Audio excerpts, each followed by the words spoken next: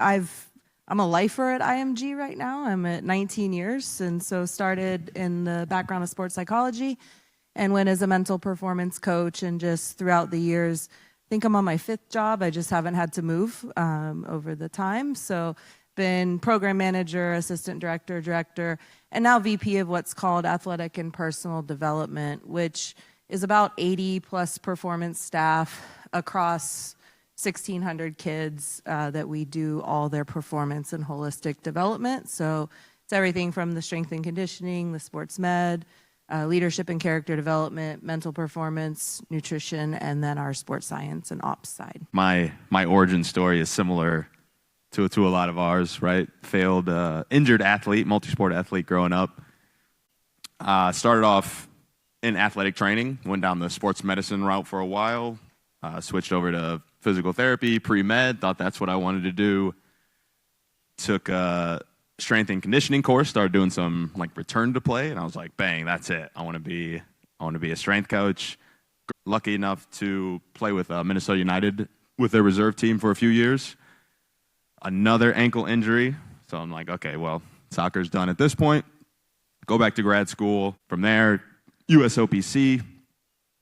I got to learn a ton about how the rest of the world viewed sports science and what they were doing. From there, went to the Orlando Magic, applied sports science, in-stage rehab, and finally, IMG Academy, unapplied again. So from your perspective, what are the key criteria that you consider when you're deciding whether or not to acquire a piece of technology? For me, it always starts with why. What are we having a really good understanding of why we're adopting it? Is it solving a question, or is it just creating more problems for us? How does sort of leadership play a role in moving the process forward? You hire people way smarter than you, and then you trust what they're telling you, but you need a way to look at it from that view. So my role is then to work with our innovation committee that is a cross-section of people from all across our campus. So we make no qualms that we are a business. And so there's very much a lot that goes into every decision. The other thing that the scale of what we do is pretty shocking. So 1,600 athletes, and I was a little jealous earlier when all that was up there with the focusing on a team or even a group, because I think for us, we have 23 soccer teams and 21 basketball teams, and baseball has a national team and 8 other varsity baseball teams, let alone the rest of the baseball teams. So for us, the scale is so important, and we're very good at breaking everything we try. And here's how it's going to impact not only performance, but also experience. And I think that's a really interesting one we look at that might be a little different is performance. Yes, we are a developmental academy to get them to that next level, but it's also very much an experience-based place where we are measured on retention and what's called a net promoter score. So if they don't like it, it probably won't go very well for us. Perfect. And then I guess if we move along that process, you've theoretically been given the green light, leadership have signed off on things. Bryce, do you have a framework for implementation that you sort of adhere to? And I guess the follow-up to that is, how do you manage the sort of athlete buy-in of the technology? Obviously a fairly hot topic that's come up a number of times. Yeah, we have, as part of that process, once it gets to that point and it gets approved, then we go into kind of our rollout methodology. So we meet with sport directors, my equivalent in sport, and we talk about, okay, what's the coach education going to be?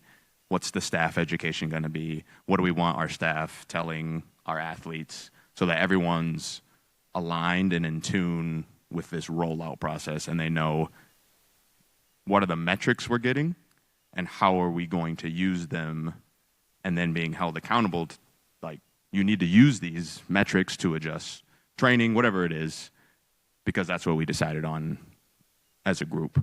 Taryn, how do you sort of balance the tension between good intentions and execution of an implementation? Extreme patience. I think just with the kids, there's so much education that goes into it, taking sessions during their week and teaching them about, here's how you access your AMS app. So you can see your high speed running. You can see how many miles you ran during your game. You can see your force plate jumps, because I think if they aren't able to see it, then it doesn't matter what your intentions are, then there won't be buy-in. I always tell Bryce, like, I have a lot of smart people, and that doesn't mean everybody else around is smart or has that knowledge or common sense. So it's how can you translate the things that you know to make it where every coach and every person, every parent that might not have the same background can really understand it. So I think you always have the best intent, but then you have to be real with yourself to look and self-reflect to say, is this actually working or is it not? Did I make someone's life harder? Because then they're going to get really grumpy at me. But if I can make someone's life easier, then we're going to be able to do that. And I think the other final thing is it's really asking the people who are using it. And so say working with tennis, what metrics do you want, or what would help you be better as a coach? And so if we're able to connect it, then that intent is well intentioned, and then there's more likelihood that the adoption will happen better.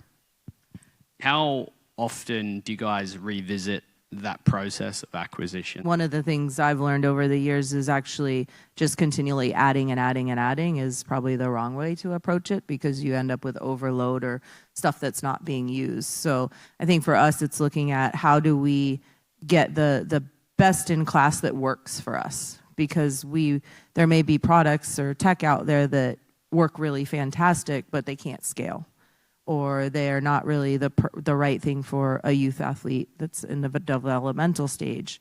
And so I think that's where, again, we're always looking at, okay, how can we be more efficient? How can we be better? And if we can find something to do that. And usually it's really the coaches or our performance staff are coming and saying, hey, this is what we really want to look at. This is what we really need or want to use, or this isn't working. And so there's always an evolution. I mean, I feel like we've been through 3 or 4 tech matrices in the past less than a year to keep evaluating. Making the switch over to the Teamworks AMS, which ironically we started using the Teamworks Hub at the same time without knowing. There was no secret share that was going to, come together. And also we're utilizing Notemeal. So ironically, we had ended up with the product suite that has now become the Teamwork suite. And so as we integrate it more, it's really been much more successful for us to have that autonomy and control over kind of our own destiny with the right people.